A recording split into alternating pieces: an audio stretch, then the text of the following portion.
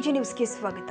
ರಾಯಚೂರು ಜಿಲ್ಲೆಯ ಮಾನ್ವಿ ಪಟ್ಟಣದಲ್ಲಿ ರಾತ್ರಿ ಮನೆಯೊಂದರ ಮುಂದೆ ಬೃಹತ್ ಗಾತ್ರದ ಹೆಬ್ಬಾವು ಕಾಣಿಸಿಕೊಂಡಿದ್ದು ಸ್ಥಳೀಯರಲ್ಲಿ ತೀವ್ರ ಆತಂಕವನ್ನ ಉಂಟು ಮಾಡಿದೆ. ಮಾನ್ವಿ ಪಟ್ಟಣದ ಕೋನಾಪುರ ಪೇಟೆಯ ಅಗಸೆ ಹತ್ತಿರ ಕಿನ್ನರಿ ಅವರ ಮನೆಯ ಮುಂದೆ ಈ ಹೆಬ್ಬಾವು ಕಂಡು ಬಂದಿದೆ. ರಾತ್ರಿ ಸುಮಾರು 7:30 ಸುಮಾರಿಗೆ ಮನೆಯವರು ಹೊರಗೆ ಬಂದಾಗ ಹೆಬ್ಬಾವು ಕಂಡು ಗಾಬರಿಗೊಂಡಿದ್ದಾರೆ. ಮನೆಯ ಹಿಂದುಗಡೆ ಬೆಟ್ಟಗುಡ್ಡ ಇರೋದ್ರಿಂದ ಹಿಂಬದಿಯಿಂದ 15 ಅಡಿಯ ಹೆಬ್ಬಾವು ಆಹಾರ ಸೇವನೆಗಾಗಿ ಹುಡುಕಾಡುತ್ತಾ ಬಂದಿರಬಹುದು ಅಂತ ಸ್ಥಳೀಯರ ಮಾತಾಗಿದೆ. ತಕ್ಷಣವೇ ಸ್ಥಳೀಯರು ಉರಗ ತಜ್ಞರಿಗೆ ಮಾಹಿತಿ ಕೊಟ್ಟಿದ್ದಾರೆ.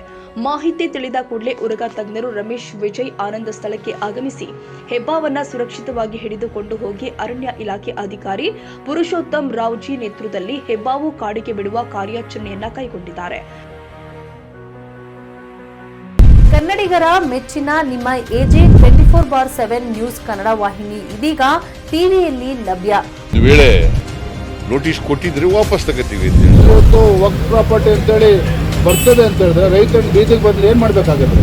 ಯಾರು ವೋಟ್ ಹಾಕಿಲ್ಲ ಅಂದ್ರೆ ಗ್ಯಾರಂಟಿನೆಲ್ಲ ಸ್ಟಾಪ್ ಮಾಡ್ಬಿಡ್ತೀವಿ.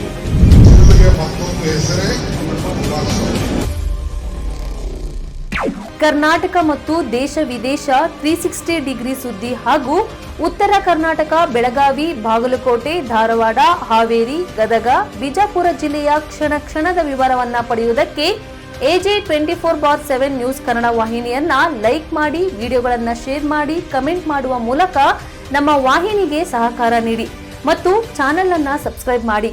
ಧನ್ಯವಾದಗಳು.